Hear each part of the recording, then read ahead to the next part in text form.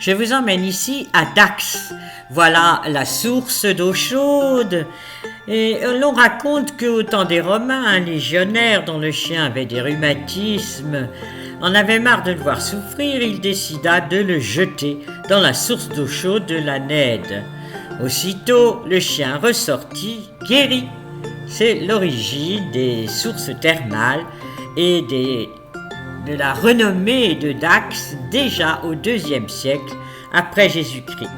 La ville se développa autour des thermes et voilà la cathédrale. Une première église a été construite sur le lieu du martyre de Saint-Vincent. Voilà la façade sud, regardez bien, et là nous sommes la façade ouest à l'intérieur de la ville. Entrons dans l'église, la première fut construite sur le lieu du martyre de Saint-Vincent vers 550 après Jésus-Christ.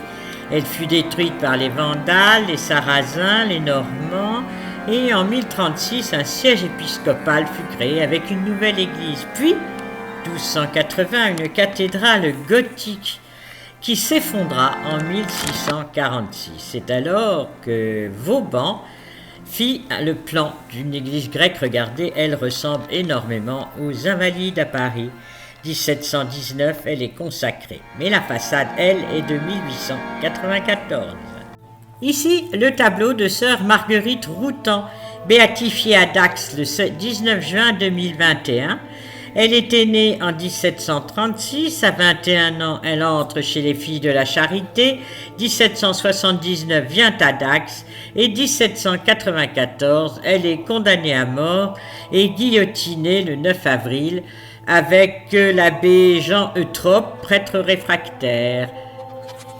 Maintenant, nous arrivons au maître-autel avec cet art baroque tout à fait extraordinaire. Vous voyez les colonnes en marbre, l'autel et toutes les sculptures en bois pour le tabernacle.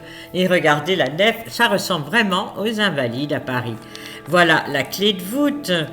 Dans le transept est, un autel encore magnifique avec un tableau de la Vierge du XVIIIe siècle. Et de l'autre côté, dans le transept nord, cette fois-ci, regardez, c'est le vieux portail des apôtres de l'église gothique qui a été remise en valeur ici. Donc là, vous avez les 12 apôtres, vous voyez Saint-Pierre avec sa clé, et puis le Christ enseignant là, proclamant l'évangile, les autres 6 apôtres, et tout au centre du tympan, il y avait une croix qui a été détruite. Il reste les anges qui encadrent le Christ arrivé au ciel.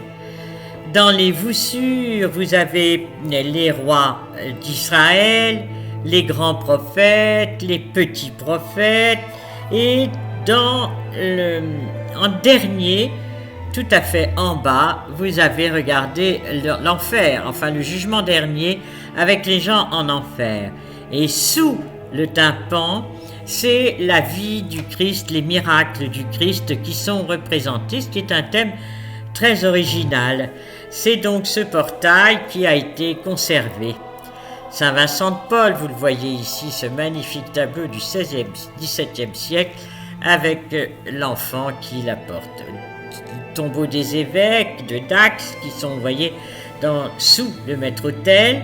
Et puis là, encore un autel baroque avec son marbre, avec ses sculptures et toute cette pompe solennelle. Ça, c'est un bénitier. Est-ce que c'est un bénitier ? Il y en a une dizaine dans cette cathédrale. Je ne sais pas pourquoi il y a autant de bénitiers. Voilà l'exposition temporaire sur les chrétiens d'Orient qui a été installée dans le transept. Voilà, nous quittons l'église, la cathédrale Saint-Pierre de Dax. Je vous dis au revoir, à bientôt pour une autre visite.